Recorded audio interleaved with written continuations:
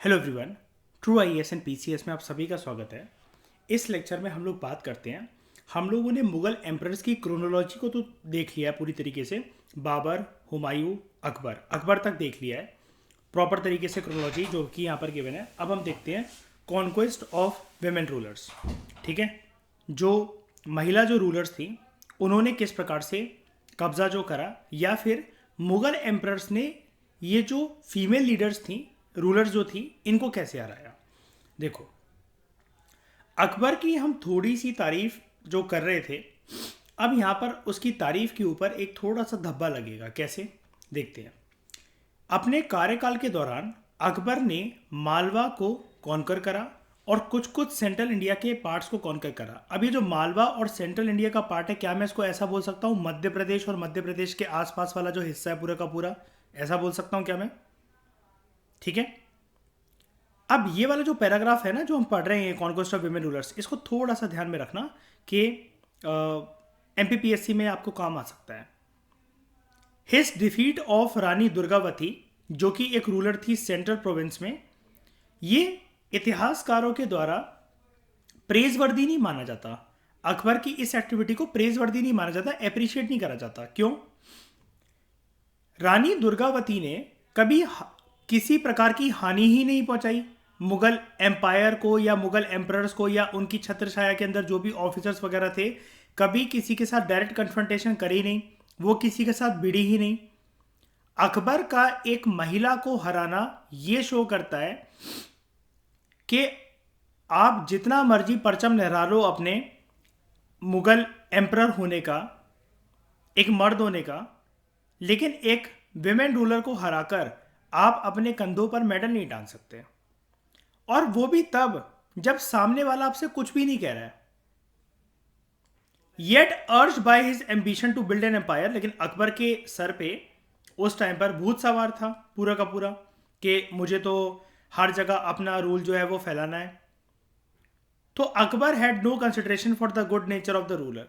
मतलब रानी दुर्गावती जो थी वो अच्छे नेचर की थी, अच्छे स्वभाव की थी, लेकिन यहां पर हमें अकबर की एक साइकोलॉजी बताई जा रही है कि जब आपके ऊपर शैतान हावी होता है ना, तो आपको अच्छे बुरे की समझ जो है वो मिट जाती है। सामने वाला पर्सन का अगर अच्छा नेचर भी हो ना, तब भी आपके अंदर जो सत्ता, पावर, पैसे की जो भूख होती है, वो आपके अच्छे एथिकल वैल्यूज को भी कभी कभार मार देती है। तो अकबर के बारे में हमने प्रीवियस लेक्चर्स के अंदर बहुत तारीफें करी थी।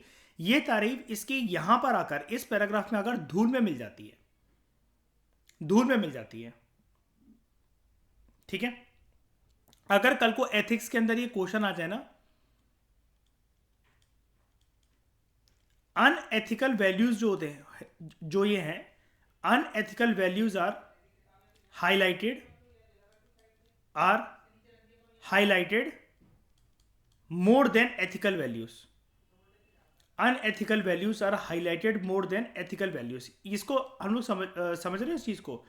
यार आम भाषा में जैसे बोला जाता है ना, हमारे जीवन में आपने किसी से सुना होगा, या फिर घर पर किसी ने बोला हो आपको, या आपने किसी को बोला एक बात कि देखो, कितना भी अच्छा बनने ला बन के रहने रहो, कितना भी अच्छा बनो, कितने भी अच्छे काम करो, लेकिन तुम्हारा एक अगर बुरा काम है ना, तो वो तुम्हारे सारे अच्छे कामों को छुपा देगा।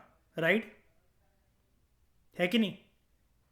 सिर्फ एक ही बादल तो चाहिए होता है ना मेरा अग्नि, सूरज की धूप को छुपाने के लिए। और ऐसा लगता है कि पूरा आसमान जो है वो काला हो गया, सिर्फ कुछ बादल गिने चुने अगर घेर लें तो उसको। चांद इतना सुंदर है, लेकिन कुछ दाग धब्बे उसकी सुंदरता पे कलंक का काम करते हैं। सेम यही है कि मतलब अब आप कहोगे इतने फिलोसफिकल बातें क्यों कर रहे हो? यार एथिक्स का पेपर ही कुछ ऐसा ही होता है कि आपको ना डेप्थ में सोचना पड़ता है, ऐसी फिलोसफिकल बातें करनी पड़ती है। एथिक्स का पेपर एक वही पर्सन निकाल सकता है, अगर मैं सच बात बोलूँ ना, किताबों से हटकर एथिक्स का पेपर एक पर्सन वही निकाल सकता है जिसने लाइफ में कभी ना कभी किसी से धोखा खाया हो, या जो कभी ना कभी आशिक रहा हो। सच बता रहा हूँ ये वाली बात मैं। क्योंकि अगर अंदर आपके अंदर फिलॉसफी नहीं है ना, आप दुख गम तकलीफों को, प्यार मोहब्बत को अगर नहीं जानते, मतलब दुख गम तकलीफें जनरल जिंदगी की, या प्यार मोहब्बत और उसको नहीं जानते, तो आपके अंदर वो फिलॉसफी डेवलप नहीं हो सकती एथिक्स को पेपर को निकालने वाली। Because ethics is the only paper जिसके लिए पर्सन पूरे साल भी प्रिपेयर कर ले तब भी कोई गारंटी नहीं कि नंबर आएंगे, और कुछ भी ना प्रिपेयर करे तब भी हो सकता है उसकी रैंक 1 आ जाए। इसको पेपर को सिर्फ दिल टूटे लोग या आशिक या जीवन की जिनकी परिस्थितियों में किसी न किसी प्रकार से हर्ट हुए हो, सिर्फ ये वही निकाल सकते हैं। सिमिलरली अनदर विमेन रूलर, ठीक है, जिसने अकबर को कन्फ्रंट करा दक्षिण भारत के अंदर वो थी रीजेंट अहमदनगर की। जैसे बैरम खान इनके खानदान का रीजेंट था ना, ऐसे अहमदनगर की रीजेंट थी वो। उसका नाम था रानी Chand Bibi. Rani Chand Bibi. The fight this women put up, जो अकबर के सामने, जो मुगल आर्मी के सामने जो कन्फ्रंटेशन हुई, इसने मुगल आर्मी को बहुत ज्यादा इंप्रेस करा। और वो रूलर कहाँ गई? रानी दुर्गावती। हाँ, ये रही रानी दुर्गावती को तो इन्होंने हरा दिया और अपने ऊपर कलंक पोतली के मुंह काला करवा कर आ गए। कैसे? हारे नहीं, लेकिन मुंह काला इस बात से करवा कर कि एक औरत जो कि तुमसे कुछ भी नहीं कह रही है, उसको हराकर तुमने कौन सा तीर कमान हासिल कर लिया। लेकिन रानी चांद बीबी की जब हम बात करते हैं, मुगल आर्मी इनकी ब्रेवरी से बहुत इंप्रेस थी, इतनी कि इनके साथ फेवरेबल टर्म्स पे पीस एग्रीमेंट साइन करे गए। अब ये जो टर्म आती है ना कभी भी आपको एनसीईआरटीज वगैरह में कि favourable terms of peace, favourable terms of peace का मतलब ये होता है 50% आपकी बात और 50% मेरी बात। ऐसा नहीं है कि भीख मांगकर उसको दे दिया कि जाओ तुम अहमदनगर वापस रख लो, हम नहीं आएंगे कभी यहां पर दोबारा, हमारी छत्र छाया में रहना। नहीं, हाथ से हाथ जोड़कर कंधे से कंधा मिलाकर टर्म्स एंड एग्रीमेंट्स बने थे, शांति समझौते के, शांति व्यवस्था बनाने के। लेकिन ये रानी चांद बीबी के साथ हुआ था। नीचे जो आपको इमेज दे रखी है वो रानी दुर्गावती की दे रखी है। She was also a very brave ruler. Rani Durgavati के बारे में हम लोग और डिटेल में पढ़ेंगे, और आपको यूपीएससी के लिए, उसके यूपीएससी के लिहाज के लिए उससे बड़े अच्छे पॉइंट मिलेंगे आपको जब हम लोग इसको एमपीपीएससी के लिए पढ़ेंगे तब, ठीक है, क्योंकि सेंट्रल इंडिया की रूलर थी ना, तो हम एमपीपीएससी में इनके बारे में जिक्र देखेंगे, डिटेल में देखेंगे थोड़ा सा, और वो इन्फॉर्मेशन आपको यूपीएससी में काम आएगी। अब बात करते हैं one of the famous battle. घरों में सीरियल आता था आज से कुछ साल पहले, जोधा अकबर, है ना। तो उस सीरियल में काफ़ी ज़्यादा इस बैटल के इर्द गिर्द जो सिनेरियो थे, काफ़ी हफ्तों और महीनों तक घसीटा गया था डायरेक्टर के द्वारा वो serial. Battle of Haldi Ghati आपने सुना होगा, और हल्दी घाटी का जिक्र काफ़ी ज़्यादा होता है अकबर की ज़िंदगी में, ठीक है। देखते हैं इसको क्या था। अकबर ने मेवाड़ के एक राजा राणा उदय सिंह को हराया था, और उसको हराने के बाद चित्तौड़ का जो किला था उस पर कब्जा कर लिया था। यह घटनाक्रम हुआ था 1568 में। उसके बाद रणथंभौर के किले पर भी कब्जा करा गया अकबर के द्वारा 1569 में।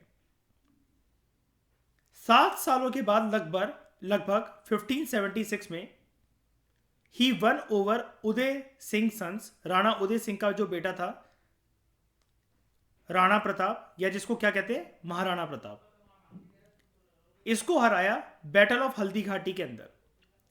लेकिन महाराणा प्रताप के साथ जो युद्ध हुआ, क्या आसान था वो युद्ध अकबर के लिए? बताओ जीतना, बोलो।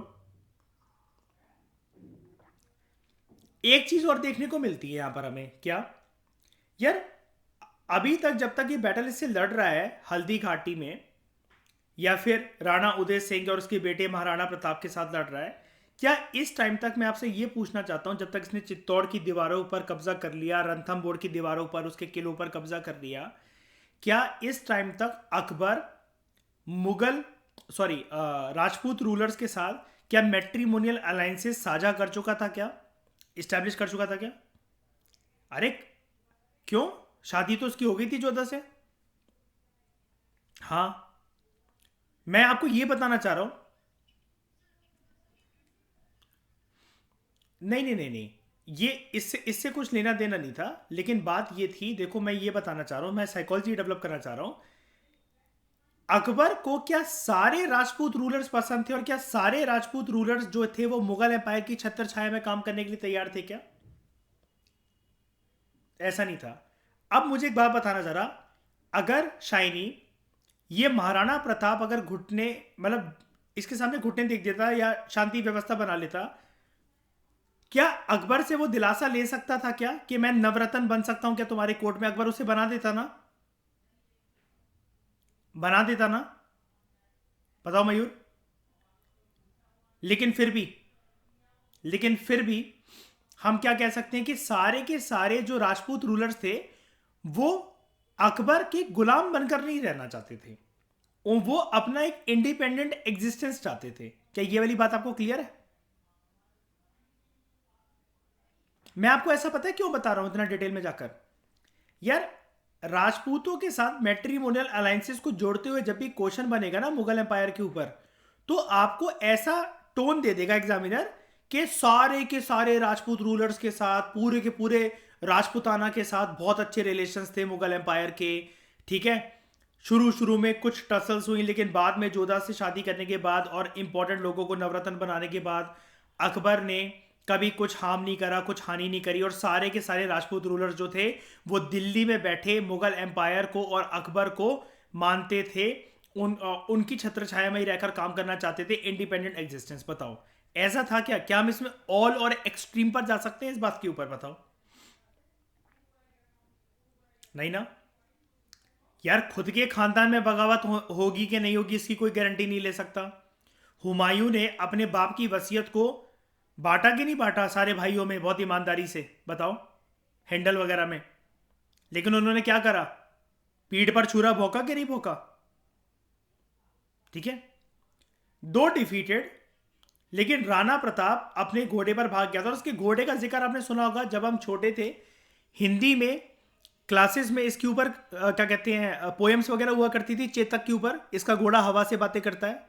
सुना होगा आपने बचपन में कभी ना कभी किसी ने, है ना? तो महाराणा प्रताप अपने घोड़े के ऊपर भाग गया, चेतक, और अपनी फाइट को कंटिन्यू रखता है, लीडिंग अ लाइफ इन जंगल।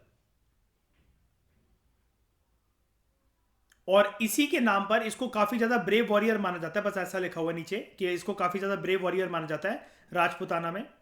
ठीक है, राजपूताना मतलब क्या होता है? मतलब आप ऐसा मान लो कि एक कम्युनिटी ऑफ राजपूत्स। ठीक है, कि जब भी बात होती है ना, जैसे हम लोग कहते हैं ना कि एमपी वाले, बिहार वाले, दिल्ली वाले, है ना, सिख कौम, मुसलमान कौम, हिंदू कौम, है ना, या फिर बनिया जैसे हम कहते हैं, अगर माइक्रो लेवल पे क्षत्रिय ऐसे होते हैं, बनिया ऐसे होते हैं, ठाकुर ऐसे होते हैं, ब्राह्मण ऐसे होते हैं। तो ऐसी राजस्थान में एक टर्म यूज होती है राजपूताना। ठीक है, और बड़े सारे जो कहानियां और जो लेजेंड हैं और इससे इंस्पिरेशन लेकर इसके इर्द गिर्द ग्रो हुए हैं। जैसे अब ये लेजेंड वाली अगर मैं बात बताऊं, महाराष्ट्र के अंदर जब भी किसी को अपने आप को मोटिवेट करना है तो वो क्या बोलेगा? जय शिवाजी महाराज, जय महाराष्ट्र बोलेगा कि नहीं बोलेगा? हर किसी के मुंह से ये निकलता है कि नहीं निकलता है? Because he that personality is regarded as legend in Maharashtra. ऐसे ही this personality is regarded as legend amongst Rajputana and in Rajasthan till date. Rana Pratap, commercial access to Arabia, South East Asia and China. Akbar का जो कॉन्क्वेस्ट था गुजरात का, इसकी वजह से अकबर को मदद मिली कि वो गुजरात का जो समुद्री व्यापार होता है उसके ऊपर कंट्रोल कर सके। गुजरात में जो पहले रूलर्स थे वो समुद्री व्यापार के थ्रू बहुत अच्छे ट्रेडिंग रिलेशंस एस्टेब्लिश करते थे अरब लोगों के साथ और यूरोपियंस के साथ। कैसे समझना इस बात को? काफ़ी आसान है, बताता हूँ कैसे। जैसे ये है हमारा इंडिया,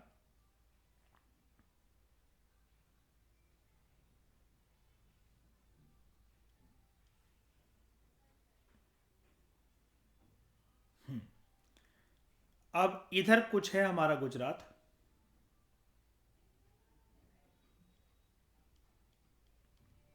ये है गुजरात, और इस साइड में ऑब्वियस सी बात है ये अरेबियन सी वगैरह। ठीक है, अब जो सऊदी अरेबिया वगैरह है वो इस साइड है समुद्र के, और जो यूरोपियंस हैं इसी अरेबियन सी से होते होते स्विस कैनाल के थ्रू रास्ता बनाते बनाते मेडियन सी में होते होते आप यूरोप में एंटर कर सकते हो। This is Europe and this is Saudi Arabia, और वहां पर मिलेंगे आपको अरब ट्रेडर्स और ऊपर मिलेंगे यूरोपियन ट्रेडर्स। ये है कुछ इस प्रकार का नक्शा। अगर आपको कभी दिखाना हो ना, अगर ट्रेड रिलेशंस के ऊपर आ जाए तो ऐसे शॉर्ट में डायग्राम्स बना के जरूर दिखा दिया करो, है ना। अकबर के जो मिलिट्री कैंपेन्स थे ईस्ट बिहार में और उड़ीसा में, और उसकी जो विक्ट्री थी बंगाल के ऊपर, it facilitated access to South East Asia and China. अब देखो ये वाला मैप आपको कैसे आएगा, मैंने क्यों बनाया ये वाला मैप। इस साइड तो आप दिखा दोगे अरब से, अरब रूलर्स, अरब ट्रेडर्स और यूरोपियन ट्रेडर्स के साथ व्यापार, और इस साइड आप दिखा दोगे, थोड़ा सा स्पेस क्रंच पड़ रहा है, एडजस्ट कर लेना, मान लो ये समुद्र है ये, ठीक है। और यहाँ पर आपको जब जिस साइड ओडिशा, बिहार और बंगाल में एरिया के ऊपर कुल मिलाकर, अगर मैं ऐसा बोल दूँ इसको, ये इस एरिया के ऊपर कब्जा करके रूल करके इनका व्यापार ये जो साउथ ईस्ट एशियन कंट्रीज हैं, ये वियतनाम, लाओ, पीडीआर, म्यांमार, इंडोनेशिया, बर्मा, ठीक है, यहाँ पर, और ऊपर की तरफ थोड़ा सा समुद्री रास्ते थे चाइना की तरफ, ये व्यापार पॉसिबल हो गया था। इस प्रकार का इंडिया का मैप आप ज़रूर बनाकर आना जब भी आपको ट्रेडिंग रिलेशंस या ट्रेडिंग एस्पेक्ट के बारे में या तो खुद से बताना हो या क्वेश्चन में डायरेक्टली पूछ रखा हो। अब मैं आपको एक बात बता देता हूँ, स्टेट पीएससी की ब्यूटी दोस्तों ये होती है, अपार्ट फ्रॉम उत्तर प्रदेश वाला एग्जाम, उत्तर प्रदेश बिल्कुल नक्शे कदम पर है यूपीएससी के, बाकी स्टेट पीएससी की ब्यूटी ये होती है कि वो एक पर्टिकुलर टॉपिक को ही पूछते हैं। एक तो उनके मार्क्स कम होते हैं, क्वेश्चन नंबर जो क्वेश्चंस होते हैं उनके मार्क्स कम होते हैं, 5 to 10 मार्क का, जैसे एमपीपीएससी की बात ही कर लूँ मैं, तो अगर उनको पूछना होगा ना, एमपी क्वेश्चन पूरा का पूरा एक होलिस्टिक नहीं बनाएगा, एमपीपीएससी के एग्जामिनर क्वेश्चन बनाएंगे कि discuss and describe the trading relations that was established by the Mughal empire, ठीक है, विद अदर कंट्रीज, या मुगल एम्पायर के ओवरसीज ट्रेडिंग रिलेशंस क्या थे। उनके क्वेश्चन बहुत छोटे होते हैं, एक लाइन को भी क्रॉस नहीं करते हैं। तो आपको सिर्फ इतने से पैराग्राफ में बस अगर आप ये मैप वगैरह बनाकर आ जाओगे ना, तो ये आपके चांसेस बहुत ज़्यादा हाईलाइट कर देता है सिलेक्ट होने के आगे, ठीक है। उसके बाद military campaigns in north west, मैंने आपको हमेशा से एंशियंट हिस्ट्री से लेकर मेडिवियल तक जितने भी चैप्टर हुए हैं, मैंने आज तक हमेशा आपको एक बात बताई है कॉन्टिन्यूसली, हमारा ये जो नॉर्थ वेस्ट एरिया होता है, यहाँ पे शनि की 7.5 हावी रहती है ना। एंशियंट टाइम में इसको किसी ने बख्शा, ना मेडिवल टाइम में, ठीक है, आज भी मॉडर्न टाइम में, कंटेम्प्रेरी टाइम में देख लो, आज भी ज़्यादातर जो घुसपैठ होती है वो नॉर्थ वेस्ट से ही होती है। यहाँ पर कुछ है, कुछ टोटका है, यहाँ पर नींबू मिर्च का, इलायची, लौंग इलायची का टोटका है कुछ यहाँ पर। 1585 से लेकर 1605 तक मिलिट्री कैंपेन्स यहाँ पर चले। क्यों? वही वाली बात है ना, जैसा कि हम शुरू में पढ़ चुके हैं, इसमें साइकोलॉजी को समझो। कॉन्क्वेस्ट के बाद कंसोलिडेशन करना बहुत इंपॉर्टेंट है यार, इसको ना प्लीज मत भूलना। इसको तो मैं सच बताऊं, टैटू बनवा लो अपने ऊपर। जब भी आंसर लिखो ना बैटल्स के, लाइक एंशिएंट में अशोका से लेकर और पूरे मेडिवल हिस्ट्री तक, तो कॉन्क्वेस्ट के साथ साथ कंसोलिडेशन जरूर वर्ड मेंशन करना। हर एक सब्जेक्ट को आंसर करने का एक अलग प्रकार का आंसर राइटिंग का फ्लेवर होता है, जिसमें एग्जामिनर जो होता है वो चेक करता है कि आपने वो चीज़ मेंशन करी है कि नहीं करी है। 2 तरीके के यूपीएससी के एग्जामिनर आपके मतलब आपका पेपर उनके पास जाता है। 2 तरीके के होते हैं, ये वाली बात अंदर की मैं आपको बता रहा हूं। एक होता है जिसके पास आपका पूरा पेपर जाता है और वही सारे 20 के 20 क्वेश्चन चेक करता है। ऐसे एग्जामिनर लेकिन कम होते हैं। ऐसा कभी कभार होता है, किसी साल होता है, और ये यूपीएससी के चेयरमैन के अकॉर्डिंग उनकी टीम सिलेक्ट होती है उसके ऊपर डिपेंड करता है। जनरली ज्यादातर केसेस में क्या होता है, मोर देन 60% टाइम्स जिस साल पेपर होता है, हिस्ट्री के क्वेश्चन एक फैकल्टी के पास जाते हैं। जीएस पेपर 1 में जैसे मतलब मान लो हिस्ट्री है, हिस्ट्री के क्वेश्चन एक फैकल्टी के पास जाएंगे। और अगर यूपीएससी के चेयरमैन ने और ज्यादा थोड़ा सा सिस्टम प्रिसाइज बना रखा है, तो वर्ल्ड हिस्ट्री के क्वेश्चन किसी और फैकल्टी के पास, एंशिएंट मेडिवल के क्वेश्चन किसी और फैकल्टी के पास, पोस्ट इंडिपेंडेंस के किसी और के पास, ज्योग्राफी के किसी और के पास, सोसाइटी के किसी और के पास।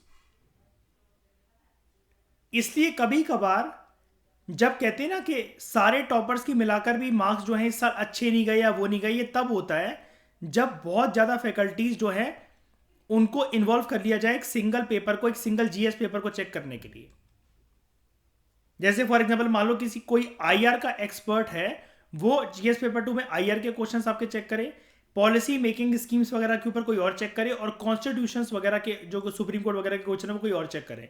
तो जब ये तीन फैकल्टीज यहाँ पर मिलेंगे ना जीएस पेपर 2 चेक करने के लिए, तो ओवरऑल उस साल टॉपर के मार्क्स या जो भी हाईएस्ट मार्क्स होंगे जीएस पेपर 2 के अंदर, वो कंपेयर टू प्रीवियस ईयर्स कम जाएंगे। ये एक सबसे बड़ी हिंट मैं आपको बता रहा हूं, लेकिन ये निराश होने वाली बात नहीं है। क्यों?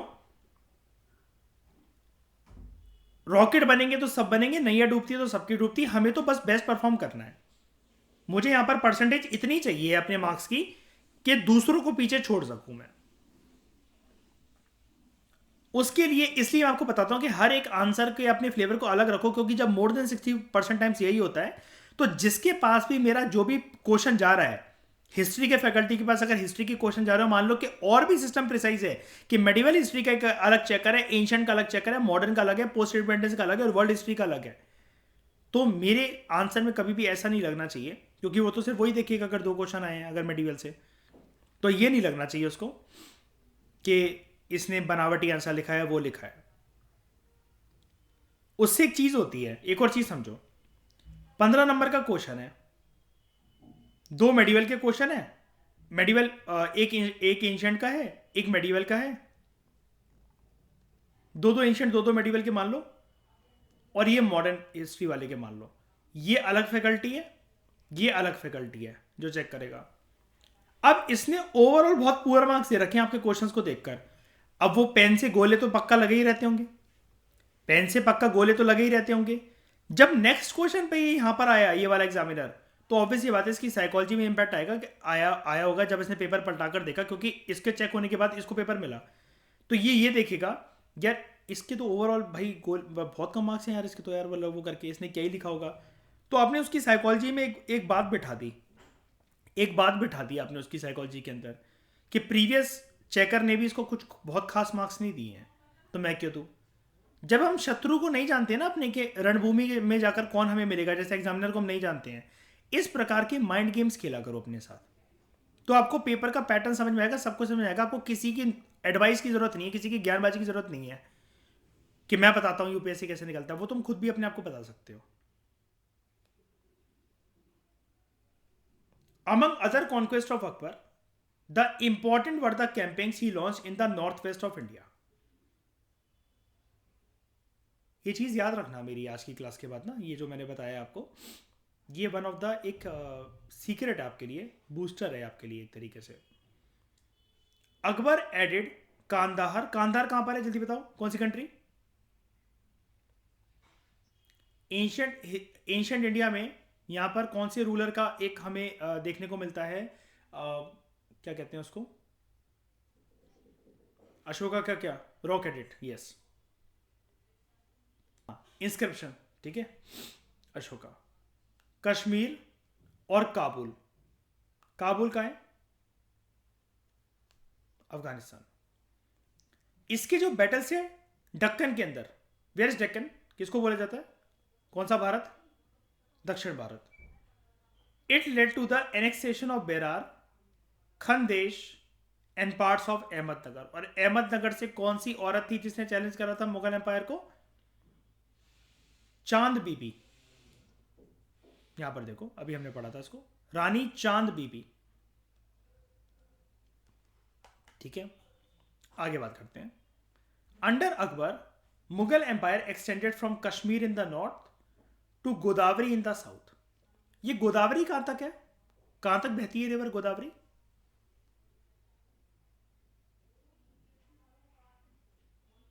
एक्सपेक्टेड बता दो, मतलब कहां तक, मतलब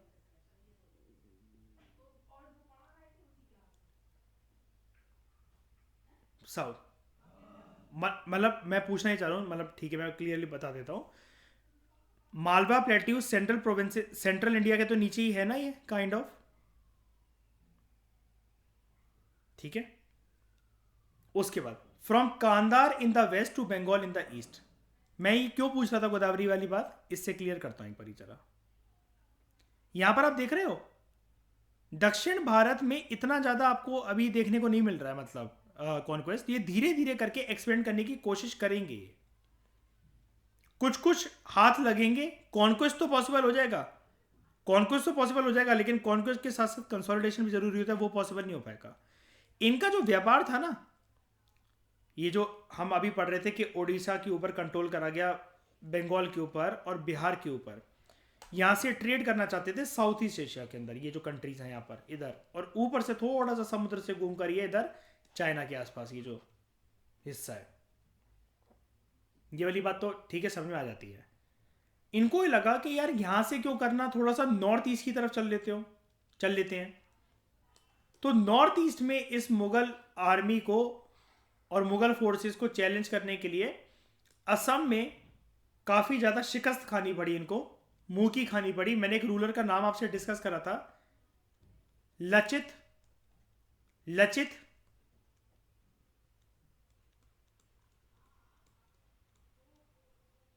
बोरफुकन।